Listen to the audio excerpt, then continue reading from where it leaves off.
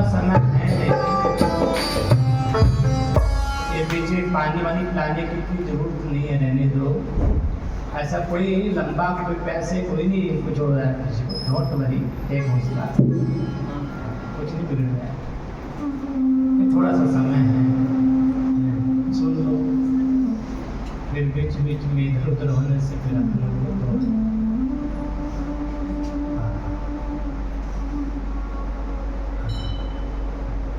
महाभारत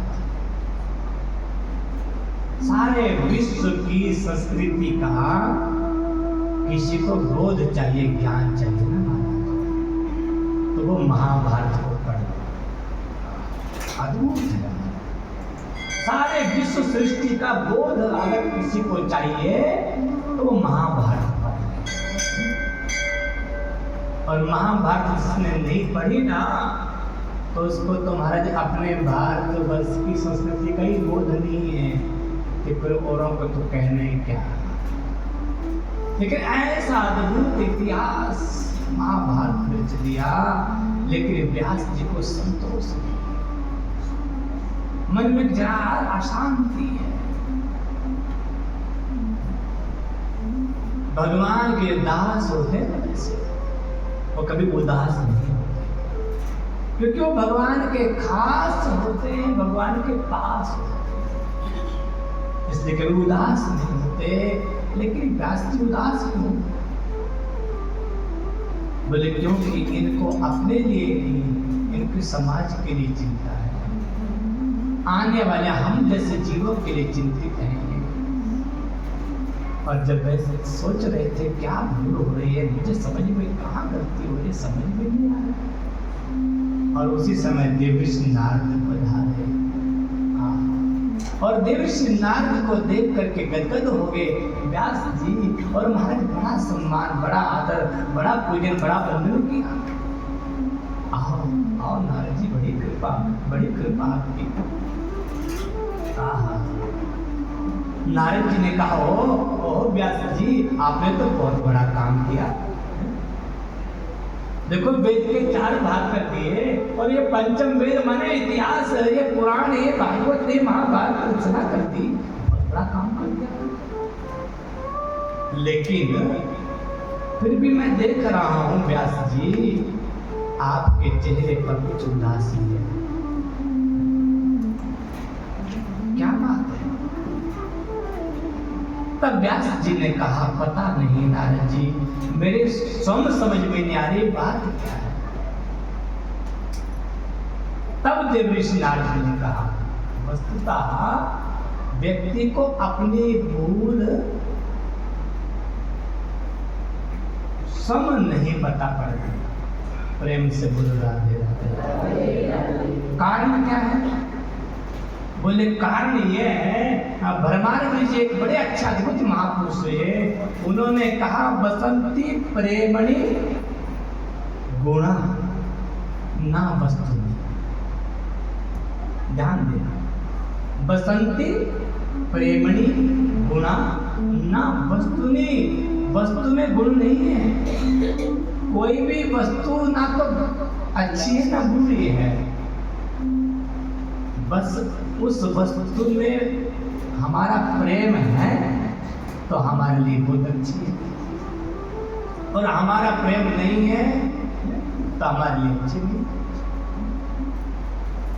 माने दोष गुण वस्तु में नहीं, व्यक्ति में नहीं होते, बल्कि होते प्रेम में। अगर प्रेम है तो फिर दोष दिखेंगे नहीं। और व्यक्ति का सबसे ज्यादा प्रेम किससे होता है?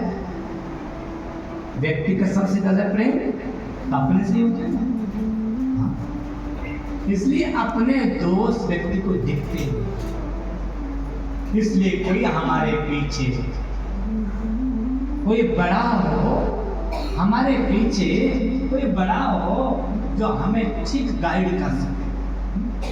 देखो भाई, जरा तुम थोड़ा गड़बड़ कर रहे हो, ठीक चलो, कहीं एक्सीडेंट हो जाएगा, जरा ठीक से चलाओ गाड़ी को। तो नारद जी ने कहा, आपने सब लिखा, धर्म की चर्चा भी आपने विस्तृत की, अर्थ की चर्चा और काम की चर्चा भी की, लेकिन भगवान की भक्ति की चर्चा नहीं। आपने ठीक से भगवान श्री कृष्ण के गुणों का गान नहीं किया। एक ध्यातुर चित्ता नाम, जिन लोगों का चित्त विषयों से एकदम आतुर हो रहा है, भरा हुआ है, उनके लिए तो एकमात्र श्री कृष्ण कथा ऐसा नाव है, ऐसी बढ़िया पोत है।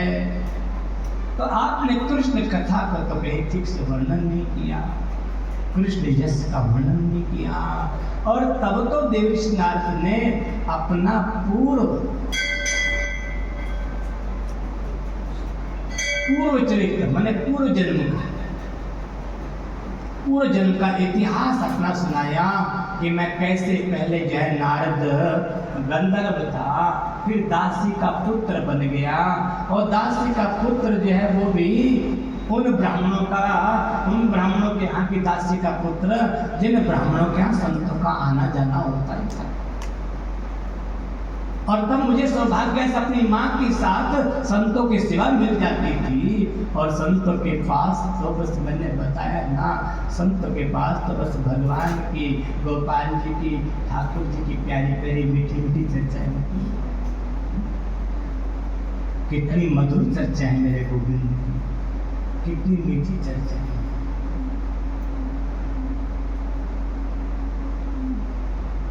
तब कथामृतम तत्व जीवन कवि विनिदितम कलम साप्यम श्रवण मंगलम श्रीमदाततम भुवि गणन्ति ते भूमिदाचता। तो आप जो है कृष्ण कथा, कृष्ण यश गाइए। तो देवर्षि नारद की प्रेरणा हुई, और तब व्यास जी ने महाराज श्रीमद् भागवत की रचना। आज मेरे को कह रहे थे कि महाराज थोड़ा सा चरित्र भी सुना दो विस्तार से। सुनाता मैं सब दे दूँ आपको, सुनाने को मुझे कोई दिक्कत नहीं, सुना तो मैं पूरी भागवत जी बहुत विस्तार से सुना सकता हूँ। सौभाग्य से महापुरुषों के आशीर्वाद से मुझ में तो योग्यता नहीं है, उनकी कृपा प्रसाद है, संतों का महापुरुषों का आश्रय है, सुनाने को सुना दो, लेकिन समय तो नहीं ना आप लोगों के पास। प्रेम से बुला देगा, बैठो जरा 5 घंटे तो बैठो। अब 2 घंटे में तो क्या मैं सुनाऊं, अब 2 घंटे में जितना सुना सकूं संतोष कर लेता है। और वैसे मेरा तो देखो एक बात, सच बात तो ये है, मेरा प्रयास है कि श्रीमद् भागवत का जो बहुत रहस्य में जो ये भाव है वो आप लोगों के सामने निवेदन कर सकूं, जिससे कि आपका जीवन जो है भगवान के लिए बन जाए, ठाकुर जी के लिए बन जाए, इस संसार से, दुख रूप संसार से आप निकल जाए, ये मैं चाहता हूँ।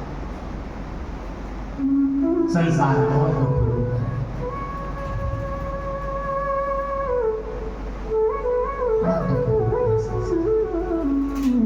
आपसे प्रार्थना, मुझे पैसा नहीं, आप पैसा मत दो मुझे, हम बाबा आदमी में क्या करना पैसे, वैसे भैया सच्ची कह रहे हैं, आप पैसा मत दो, लेकिन आप ऐसा कथा श्रवण करो और अपने जीवन में ला करके आप सुखी हो जाओ, आप लोग भगवान के बन जाओ, आप सुखी हो जाओ, तो हमारा यहाँ आना सार्थक हो जाए।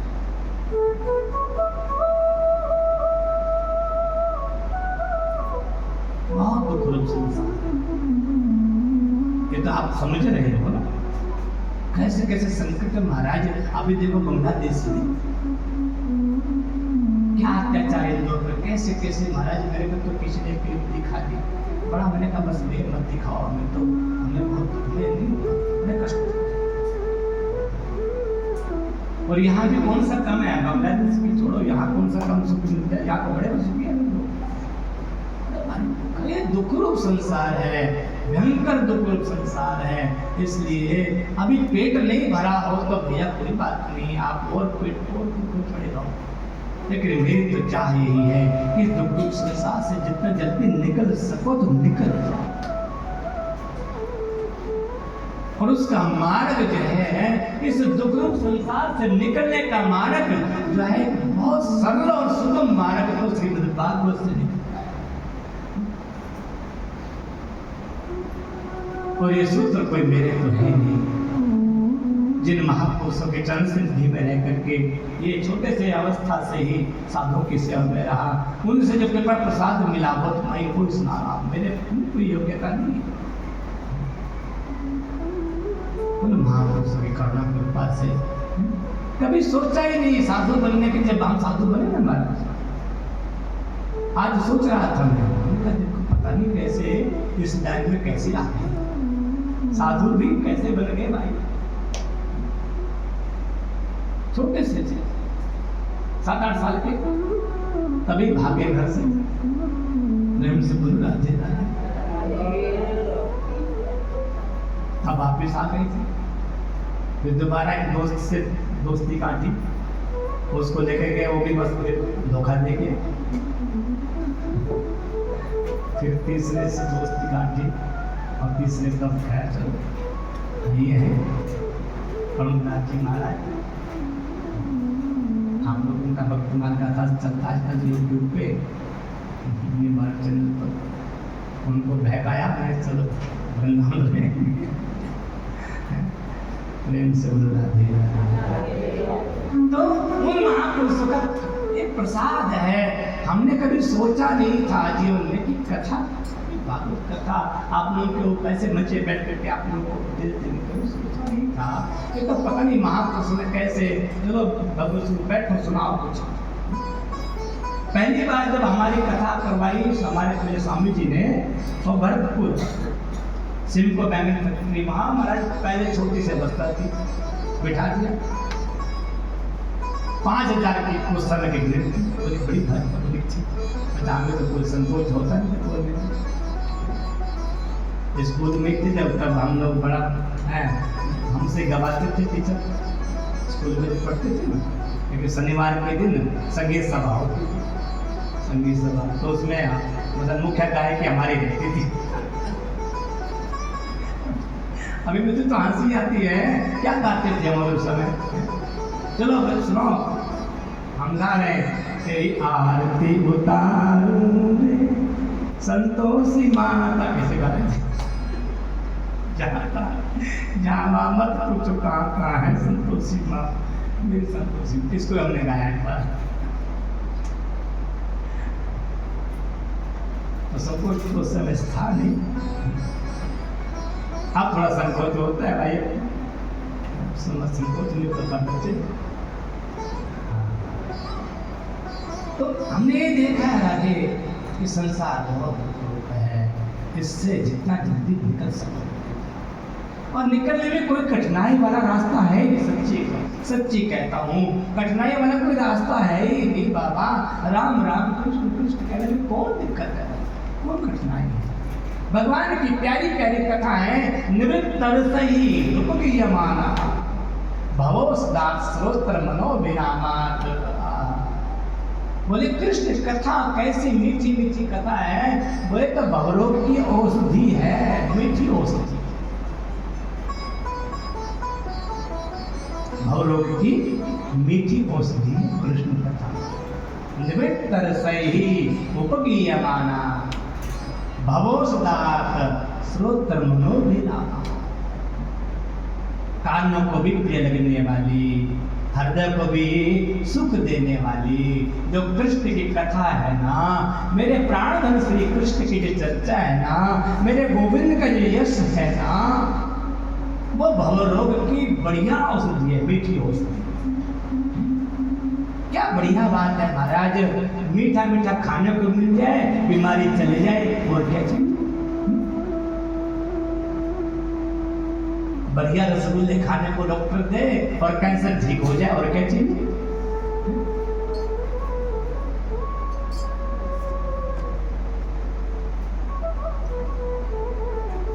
व्यास जी महाराज देवर्षि नारद की प्रेरणा से उन्होंने मन बनाया।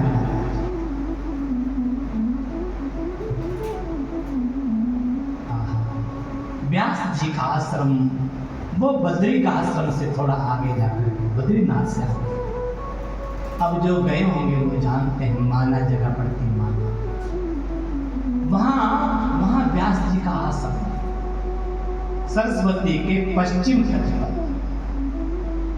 वैसे वेदों में जो सरस्वती का जो वर्णन है ना महाराज, बड़ा विचित्र है। पंच नद्या अपयांति,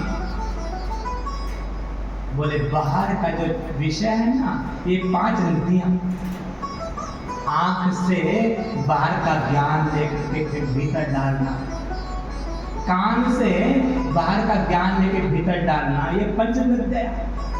और भीतर जो सरस्वती है, फिर वो जो है फिर बहती है वाणी के रूप में, परा, फिर पश्यंती, फिर मध्यमा, फिर बेटी के रूप में। व्यास जी महाराज पश्चिम तट पर बैठे हुए। पश्चिम तट का मतलब, इस विषय को जरा वेदांत के लोग ज्यादा से जान सकते हैं। अपनी प्रत्यगात्मा के रूप में जो बैठे हुए हैं, उस ओर मुख करके जरा तह में अपने विचारों की तह की ओर जरा भीतर भीतर जाता है। कहां से विचार उठ रहे हैं? ये शरीर को हलने जुलने की जो ये शक्ति है, वो कहां से आ रही है? बोले वो पूर्व दिशा की ओर से, उस परास्थान से आ रही है। उस पश्चिम दिशा की ओर बैठ करके व्यास जी ने अपने मन को शांत, अपने हृदय को शांत स्वच्छ किया। देखो सरोवर स्वच्छ होगा तो उसमें हम अपना मुख देख पाएंगे, लेकिन 2 बातें होनी चाहिए सरोवर में। एक तो उसमें गंदगी नहीं होनी चाहिए, और एक उसमें जो लहरियां जो वो नहीं होनी चाहिए। तो फिर हम अपना मुख देख सकते हैं सहज में। इसी प्रकार से हमारा जो अंतःकरण रूप सरोवर है ना जी, इसमें वासना की गंदगी नहीं चाहिए और मन की चंचलता नहीं चाहिए। मन की चंचलता मिटी, वासना की गंदगी बैठी, सो महाराज अंतःकरण स्वच्छ हो जाएगा और अपना जो आनंद स्वरूप है उसका आपको अनुभव होने लगेगा, उसका आपको एहसास होने लग जाएगा। और वो अरे मैं तो आनंद का सिंधु हूँ, ईश्वर का अंश हूं मैं, ईश्वर अंश जीव अविनाशी, चेतन अमल, सहज सुखरासी। लेकिन जब तक विषयों की गंदगी है, मन में चंचलता है, कामनाओं के उद्वेग से मन चंचल हो रहा है, तो अंतःकरण कैसे निर्मल होगा? व्यास जी भक्ति योग है, मन से समय, भक्ति योग के द्वारा व्यास जी ने अपने मन को समाहित किया। और जब मन को समाहित किया व्यास जी ने, तो उस परमात्मा का दर्शन हुआ और परमात्मा के अधीन रहने वाली इस माया को भी देखा। कौन सी माया को? बोले या सम्मोहितो जीवम आत्मानम त्रिगुणात्मक।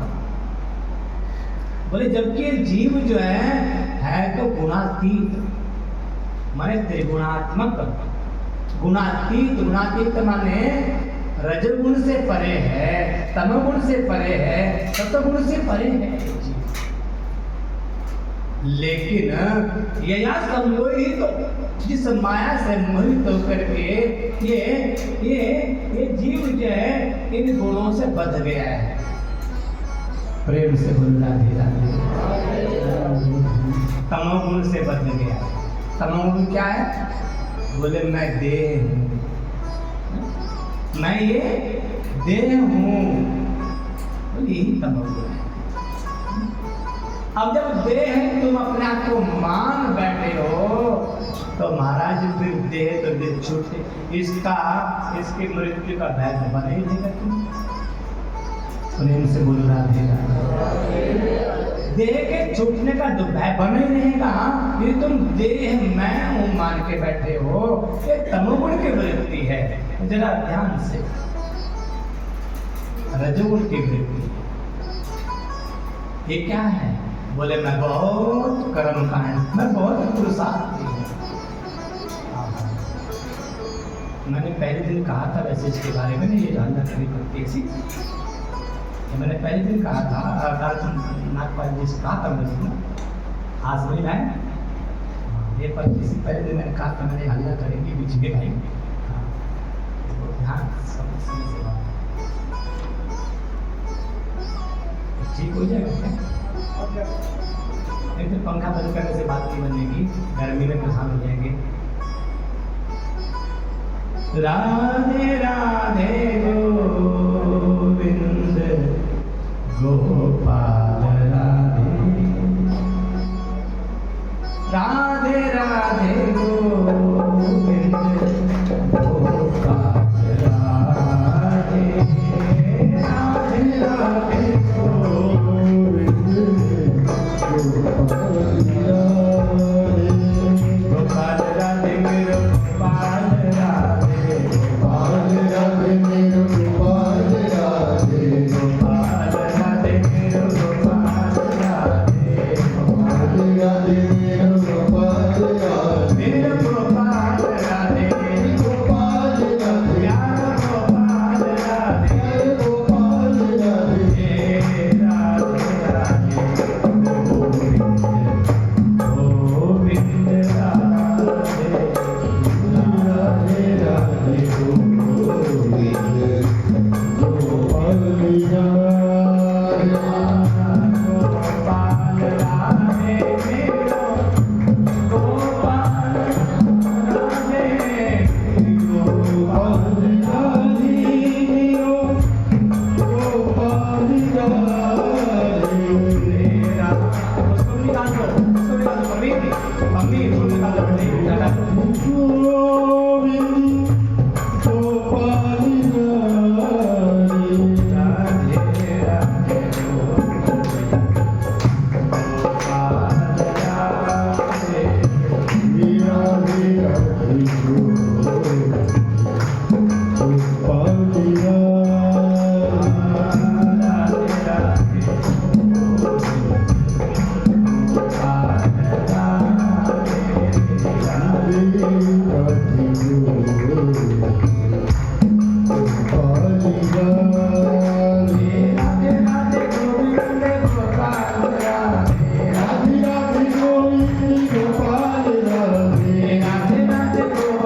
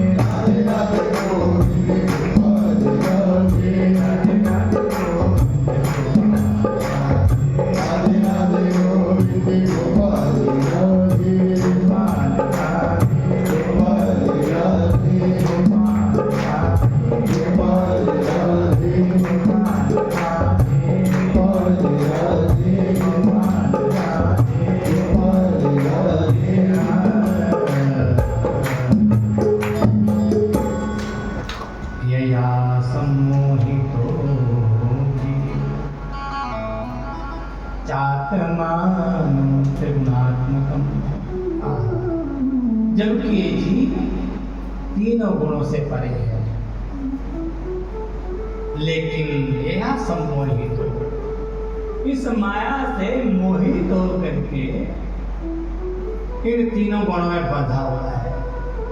मैं देह हूं,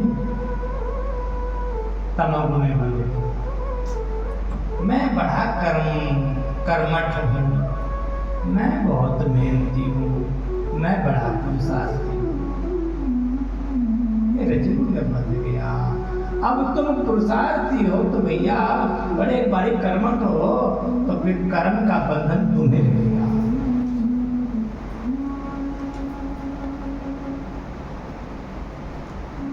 मैं देह ये तमोगुण का बंधन है, तो आवागमन भी तुम्हारा होगा, और मैं बड़ा विचारवान हूँ, मैं बड़ा समाधिमान हूँ, मैं बड़ा बुद्धिमान हूँ। बोले शत्रुगुण की वृत्ति है, अब आवागमन तुम्हारा होगा। ये तीनों कारण से ये जीव अनर्थ में पड़ गया। अर्थम अनर्थ संपासम, बोले अर्थ चाहता है सुख सुख सुख, लेकिन और मुसीबत में और अनर्थ में फंस गए। अनर्थ थे गए हो बोलते, वहां गुजरात में बोलते वो बड़ा अनर्थ थे गए हो, बड़ा अनर्थ हो गया, अनर्थ थे गए हो बोले मारवाड़ी लोग, अनर्थ में फंस गए। अब इस अनर्थ से निकले कैसे? तो बोले इसके लिखने का उपाय है साक्षात भक्ति योग मोक्ष से। बोले भगवान की भक्ति है इस अनर्थ से निकालने की युक्ति बहुत बढ़िया, लेकिन इसको सब नहीं जानते। ऐसा कहा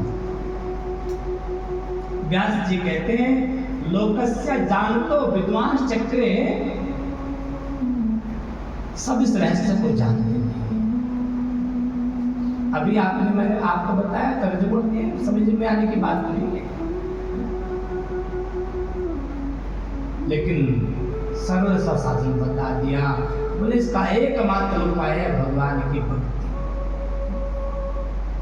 लेकिन इस रहस्य को सब जानते नहीं है। इसलिए व्यास जी ने जिससे जीवन में भक्ति का आगमन हो, जिससे जीवन को भक्ति प्राप्त हो, उसके लिए श्रीमद् भागवत की रचना की। श्री व्यास जी बोलिए श्रीमद् भागवत महापुराण की जय। बोले श्रीमद् भागवत महापुराण के श्रवण करने से क्या होगा महाराज? यस्याम वै श्रूयमाणायाम कृष्णे परम पूरसे भक्तिं उत्पद्यते पुंसां शोक मोह भया। क्या प्यारे श्लोक है भाई, अद्भुत लगते हैं मुझे श्लोक। एक एक श्लोक अमृत सा भरा हुआ है। यस्याम वै श्रूयमाणायाम, इस श्रीमद् भागवत को ठीक से सुनिए आप, इस श्रीमद् भागवत को ठीक से श्रवण कीजिए, ठीक से सुनिए। क्या होगा सुनने से? बोले भक्ति उत्पन्न देते हैं, भक्ति उत्पन्न हो जाएगी किनमें? पुरुष ने परम पुरुष से, जो परम पुरुष है पुरुषोत्तम श्री कृष्ण, उनमें तुम्हारी भक्ति हो जाएगी। प्रेम से बोल राधे यस्याम वै श्रूयमाणां कृष्णे परम पुरुष, उन श्री कृष्ण में, इसके सुनने से उन श्री कृष्ण में, इन प्यारे प्यारे श्री कृष्ण में जो परम पुरुष हैं, भक्ति उत्पद्यते, भक्ति उत्पन्न हो जाएगी। और भक्ति उत्पन्न होने से क्या होगा? बोले राग जो शोक चला जाएगा, शोक मोह भया, शोक चला जाएगा, मोह चला जाएगा और भय मिट जाएगा। शोक होता है भूतकाल का, अरे बीत गया। बहुत से लोग, बहुत सी महिलाएं शोक को, भूत को लेकर के महाराज शोक में डूबी रहती है। हाय मेरा तो ऐसा था, मेरा तो ऐसा था, अब ऐसा था, क्या करना बाबा, अब वो ऐसा था तो खत्म बात। भूतकाल में ही महाराज दुख ले, महाराज शोक में डूब। और कहीं प्रेम से एक बार राधे राधे बोलो, प्रेम से बोलो राधे राधे। अच्छा आप लोगों की बात मैं नहीं कह रहा हूँ, आप लोग बहुत अच्छी माताएं यहाँ की कमाल की। मैंने कई जगह देखी बात कि माताएं महाराज कहीं कोई दृष्टि किसी घर में हो गई 1-2 साल पहले, और जा करके वो बेचारी बड़ी हंस रही थी, खुश हो रही थी, और पुरानी बातें याद दिला दिला दिला करके उसको जब तक वो रोए नहीं ना महाराज, तब तक वो चुप ही नहीं। हम कतार में सॉरी हिमाचल के हमीरपुर में मैंने देखा, बहन जी आप उसका हस्बैंड चला गया 3-4 साल पहले, और उसके बाद बहन जी बस जब भी मिलता था ना हमसे तो बहुत राम राम बहन जी राम राम, ऐसा ऐसा स्वभाव था बहन जी आपके पति का। बस तो महाराज और करते करते तो रोने लगी, और तो कितनी बदमाश है, यहाँ की कहीं कहीं और फिर कहती है अरे बहन जी तो संसार है, कोई बात नहीं, ये तो दुनिया है। फिर उपदेश देती है, जब वो पहले तो उसकी पसंद थी, और जब तक वो रोए नहीं तब तक अपना भाषण बंद नहीं किया, और जब रो गई तब तो दूसरा भाषण सुनी, बहन जी संसार है, देखो मुझे भी देखो ना, हमारे साथ भी तो खुश रहते। तो भूतकाल का शोक होता है, मेरे तो ऐसा था, मेरे तो ऐसा था। भक्ति में डूबे रहोगे तो महाराज भूतकाल का शोक मिट जाएगा, और भविष्य के लिए व्यक्ति चिंतित रहता है, भविष्य का भय रहता है, भय कहीं कुछ ऐसा ना हो जाए, कहीं ऐसा ना हो जाए, कहीं कहीं भूकंप में मैं दब के मर ना जाऊं, कहीं कोई पीने का ऐसा ना हो जाए, मुझे भैया क्षणार्धम न जानाति विधाता किम विधास्यति। एक पल का भरोसा नहीं है भगवान क्या करने वाले हैं, वो लेकर के बैठे हुए कैसे किसे, और मन इसको बोलते हैं महाराज शेख जी, सुना आपने शेख चिल्ली के बारे में? हाँ, पुलिस स्टेशन से सेठ जी का शहद लेकर के चला एक शेख चिल्ली, और मन में ही मारा, उसने तो शादी भी कर ली और मन में बच्चे भी पैदा कर लिए, और मन में महाराज उसने तो बड़ी भारी दुकान भी खोल ली कपड़े की, और मनी मन महाराज दुकान में बैठ भी गया, और मनी मन जो है बच्चे को डांट भी दिया, अरे भाग यहाँ से, और ऐसे डांटा तो मट्टी नीचे गिर गई और पूरे सर फैल गया। सेठ ने कहा अरे मूर्ख, तुमने मेरा शहद इतना महंगा खराब कर दिया, तोड़ दिया, बिगाड़ दिया। शेख चिल्ली बोला महाराज तेरी तो 50 रुपए की मटकी टूटी, मेरी तो पूरी गृहस्थी उजड़ गई, मेरी तो पूरी गृहस्थी उजड़ गई भैया, मेरे बच्चे बह गए, मेरी पत्नी मर गई, मेरी तो दुकान तेरी 50 रुपए की मटकी टूटी, तू रो रहा है।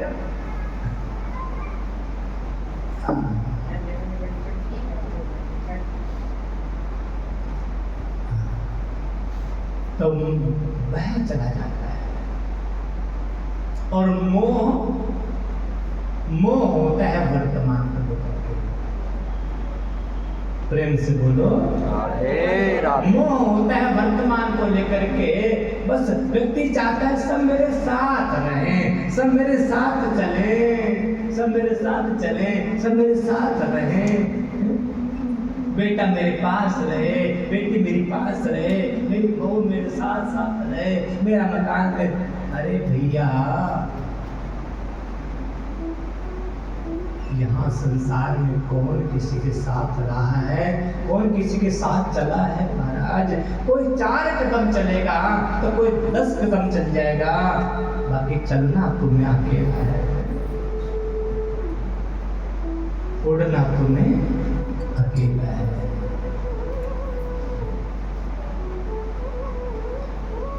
जल्दी चलो, ये मार्ग तय करो। कौन सा भजन है? कोई गाना है, भजन है, उड़ना तुम्हें अकेला है, उड़ो पंछी, हाँ उड़ना तुम्हें अकेला है। जब भी उड़ा तो नहीं, वो नहीं उड़ना, ऐसा नहीं करना है।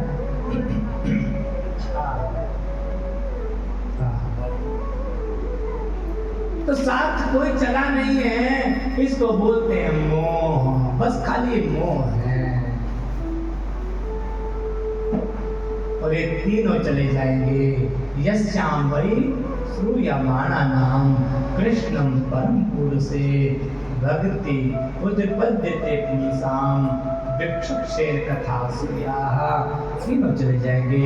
मोह चला जाएगा, भय चला जाएगा, शोक मिट जाएगा, आप निशोक हो जाओगे, आप भय मुक्त हो जाओगे, आप विवेक से मोह से छूट जाओगे। कोई आ रहा है तो आने दो। बड़ा मुझे तो आज भी स्वामी जी की वो झांकी दिखती आंखों के सामने। कौन से? अपने स्वामी अखंडानंद जी महाराज, पूज्य स्वामी अखंडानंद जी। आप लोगों ने भागवत जी पढ़ते होंगे तो उनके द्वारा उसका अनुवाद होगा। वैसे उनका नाम, वैसे जब गीता बाटी का गीता प्लस में थे तो उनका नाम था श्री शांतनु बिहारी द्विवेदी। उसे पढ़ोगे ना पुस्तक में, अद्भुत महापुरुष थे महाराज, सिद्ध महापुरुष थे पूज्य स्वामी अखंडानंद जी महाराज। बड़ा सौभाग्य महाराज ऐसी मूर्तियों का सानिध्य में मिला। पूजा खंडा आज भी वो झांकी उनकी आंखों के सामने आती है। वो ऐसा बढ़िया लगता था जब वो कहते थे जो आ रहा है मुझे आने दो, और जो जा रहा है जा रहा है, आ रहा है तो आने, जा रहा है तो जा रहा है। तुम तो कष्ट होकर के रहो, जो आएगा आएगा, जाएगा जाएगा, आया है सो जाएगा। राजा का फकीर एक सिंहासन चढ़े चला, एक बंधा। सबको महाराज यहाँ क्या है, कौन रहेगा, हम थोड़ी रहेंगे यहाँ।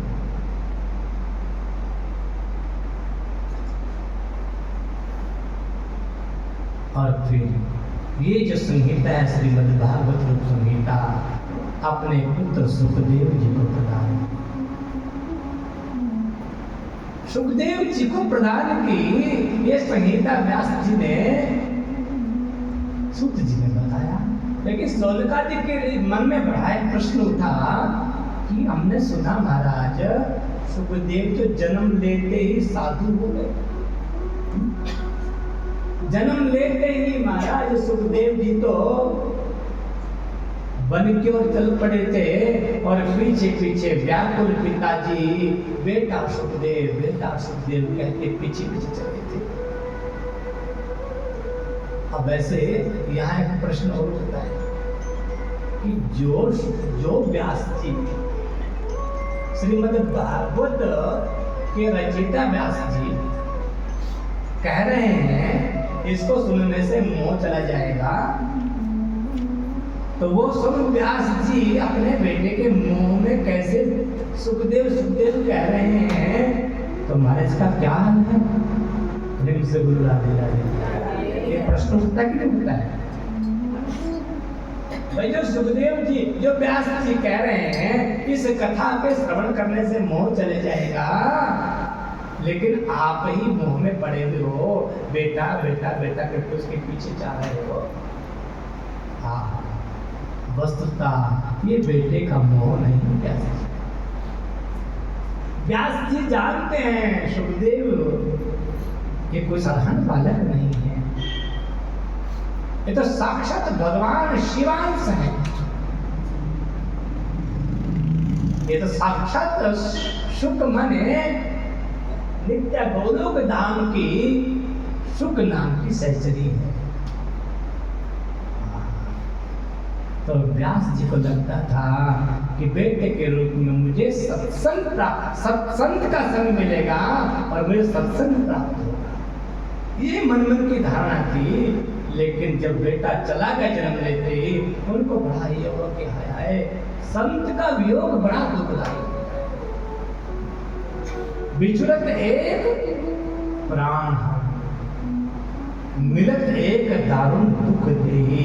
बोले दुष्ट का मिलन क्या है दुखदायी होता है, लेकिन संत का बिछुड़ना दुखदायी होता है। संत जब बिछुड़ते हैं तो दुख देते हैं, लेकिन के को भगवान के दुख। आप लोगों ने नहीं सुनी कुंभनदास जी जो है ना, अभी आजकल वो ठाकुर हमारे श्रीनाथ जी उदयपुर राजस्थान में चले गए। जब कभी श्रीनाथ जी हमारे ब्रज में ही गोवर्धन में जो जतिपुरा ऊपर वहां निवास करते थे, तो महाराज श्रीनाथ जी की ऐसी ऐसी अद्भुत अद्भुत लीलाएं उस समय होती थी, जो लीलाएं भगवान श्री कृष्ण ने द्वापर युग में की, वैसी लीला इस कली काल में श्रीनाथ जी ने की। उनके अष्ट छाप के जो 8 जो महापुरुष हुए, उनमें कुंभनदास जी थे। कुंभनदास जी श्रीनाथ जी को नित्य जो है एक याम का कीर्तन पद सुनाते थे। एक दिन श्रीनाथ जी के मंदिर के सामने बैठे कीर्तन कर रहे थे, तो किसी ने आकर के कहा कुंभनदास जी से कि कुंभनदास जी, आपका जो बेटा था ना, उसको शेर खा गया और वो मर गया। कुंभनदास जी सोच रहे, और कुंभनदास जी तो महाराज सुनते ही वहीं बेहोश हो गए। वहां दर्शनार्थी जो थे जानते थे कुंभनदास जी तो बड़े भक्त हैं भगवान के, उनके बड़ा मन में बड़ा ये हुआ कि राम राम राम राम, इनको तो हम बड़ा भक्त समझते थे, भगवान का बहुत बड़ा भक्त है, लेकिन ये कैसा अपने बेटे के मृत्यु के शोक में मूर्छित हो गया। तब विठलनाथ जी समझ गए। विठलनाथ जी ने कहा, सोचा कि ये सब जो है गलत धारणा की बनी हुई है, जरा इनकी धारणा को मिटाना चाहिए। और झट जो है विठलनाथ जी आए और कुंभनदास जी कान में कहे, कुंभनदास जी से कहा, कुंभनदास जी उठो उठो, देखो आपको बेटे का पातक नहीं लगेगा, आप जो है नित्य श्रीनाथ जी की जो पद सेवा आप करते हो वो करोगे, आपको यहाँ से कोई रोकने वाला नहीं है, क्योंकि आपको पातक नहीं लगता। और जब सुना कि मैं रोज दर्शन कर पाऊंगा, ठाकुर जी के पद सेवा कर पाऊंगा, तो महाराज स्वस्थ हो गए। तो ये है संसारियों का मोह और संतों का मोह, बहुत अंतर है। देखने में लगता है दोनों का एक साथ, लेकिन बड़ा व्यास जी जिन सुखदेव जी के पीछे पीछे बेटा व्यास और बेटा सुखदेव कह रहे थे, और रास्ते में तो कुछ महिलाएं, कुछ बुद्धियां सरोवर में स्नान कर रही थी, लेकिन दिगंबर सुखदेव जी को देख करके भी स्त्रियों को कोई लज्जा नहीं आई। जन्म के समय ही ऐसे लगते थे सुखदेव जैसे 12 वर्ष के जवान बालक, लेकिन वो दिगंबर सुखदेव जी को देख करके भी महिलाओं को, युवतियों को शर्म नहीं आई। लेकिन जब वस्त्र पहने हुए व्यास जी वहां से निकले, तो उनको देखते ही महिलाओं को लज्जा आई और अपने वस्त्र पहनने लगी। व्यास जी ने कहा, बेटियों, अभी अभी मेरा जवान बेटा यहाँ से दिगंबर गया, तब तक तुम्हें लज्जा नहीं आई, तब तक तुम्हें शर्म नहीं आई, और मुझे बूढ़े को देख करके तुम्हें शर्म आ रही है। युवती ने कहा, बाबा क्षमा करना, आपकी दृष्टि में अभी भी स्त्री पुरुष का भेद है, लेकिन आपका जो पुत्र है ना, वो तो इस सबसे ऊपर उठा हुआ है, उनकी दृष्टि में तो स्त्री पुरुष का भेद ही नहीं। अभेददर्शी सुखदेव जी जैसा भला किसका पुत्र होगा? ऐसे सुखदेव जी जो जन्म लेते सन्यासी हो गए, उनको कैसे श्रीमद् भागवत का अध्ययन कराया व्यास जी ने? एक प्रश्न था। सूत जी कहते हैं, आप ठीक कहते हो महात्मा, लेकिन आत्मा रामश्च मुनयो निर्ग्रंथा अपि उर्क्रमे कुर्वन्ते अहेतुकीं भक्तिं इत्थं भूत गुणो हरिना।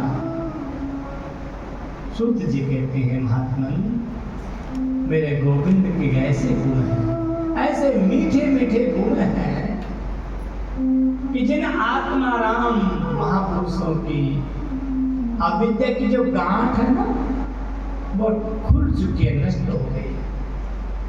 प्रेम से बोलो राधे राधे।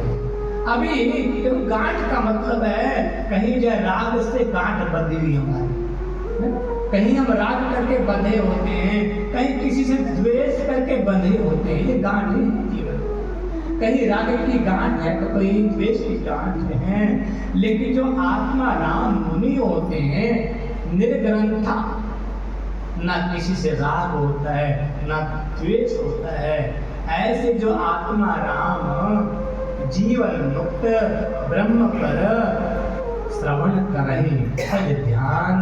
बोले कृष्ण की कथा इतनी मीठी है कि ये आत्मा राम मुनि भी भगवान की अहेतु की भक्ति करते हैं, क्योंकि भगवान श्री हरि में ऐसे गुण हैं, प्रीतम भूत गुणों हरि। और ये सुखदेव जी बोले सुखदेव ये तो विष्णु जनप्रिय, वैष्णवों के संतों के बहुत प्यारे हैं, और इनके हृदय को भी हरेर गुणाक्षिप्त मतिर भगवान बादरायणी। भगवान की मीठी मीठी कथाओं के द्वारा इन सुखदेव जी भी महाराज के मध्य भी इनकी कथा ने हरण कर दी।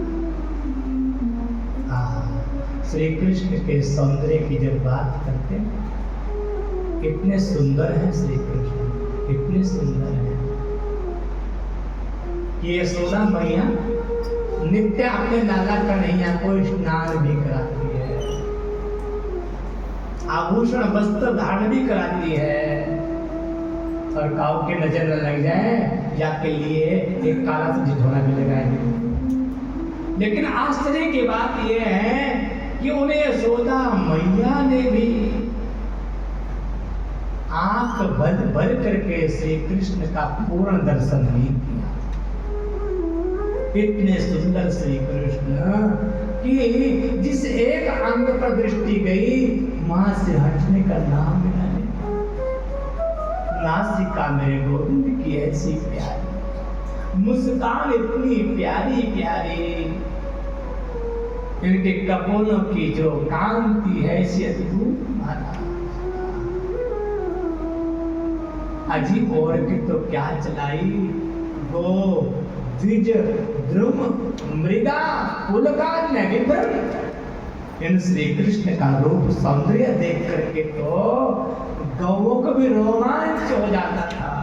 इन श्री कृष्ण का रूप सौंदर्य देख करके तो मान लीजिए हिरणों को, मोरों को, पेड़ों तक को रोमांच हो जाता था। ऐसे सुंदर, ऐसे सुंदर, बड़ा प्यारा श्लोक। बरहा पीड़म नटवर बपू कर्णयो कर्णिका बिभ्रद्वा सा कनक कपिशं वैजयन्तीं च माला रन्ध्राण वेणुरधर सुधया पूरयन् गोपवृन्दैः वृन्दारण्यं सुपदरमणम्। क्या प्यारा श्लोक है। बरहा पीड़म नटवर बपू, नट माने नटराज। नटराज कौन है? बोले महादेव, वो नटराज है। उन नटराज के मन में भी वर माने पति के रूप में इनको पाने की लालसा जगी गई। नटवर, वर माने किसको बोलते हैं? वर माने दुल्हा, और नटराज के दुल्हा। महादेव नटराज के दुल्हा वर हैं श्री कृष्ण। ऐसे सुंदर, ऐसे प्यारे, क्यों न भोले बाबा के मन में भी इनकी दुल्हन बनने की इच्छा होगी। और महाराज वो भोले बाबा भी प्रातः काल ही उठ के दार सखी को भाव और जाए मिले निज रूप। एक दिन वो बोले भंडारी गाते कि नहीं गाते, बन के सुंदर नारी वृंदावन आ गए। किसके पास आ गए? बोले अपने वर के पास आ गए। नटवर क्या कहें, ऐसे सुंदर ठाकुर जी। अब इनकी सुंदरता का वर्णन जब सुना सुखदेव जी ने, और जब इनकी करुणा का सुना कि ऐसा सुंदर होने के बाद ऐसा दयालु भी है, कम्वा दयालु शरणम ब्रजेम, जिस श्री कृष्ण ने वो बाल घातनी पूतना जिनको मारने के लिए आई थी अपने स्तनाग्र पर जहर लगा करके, उसको भी जिन्होंने मां की गति दे दी, उस पूतना को भी, उस हत्यारी को भी जिन श्री कृष्ण ने मां की गति दे दी, ऐसा और कौन होगा कम्बा दयालु, कौन है दयालु जिसकी शरण में मैं जाऊं। और ऐसे ऐसे मधुर गुण है श्री कृष्ण में। इसी से सुखदेव जी भी महाराज, सुखदेव जी सब कहते हैं मेरी निष्ठा तो निर्गुण ब्रह्म में थी, मेरी निष्ठा तो निर्गुण ब्रह्म में थी, लेकिन इन श्री कृष्ण ने, इन श्री कृष्ण के गुणों ने जबरदस्ती मेरे चित्त का हरण कर लिया, इसलिए इनका नाम चित्त चोर है। चोरा गर्गण्यम पुरुषम भजामि, चोरा गर्गण्यम पुरुषम नमामि।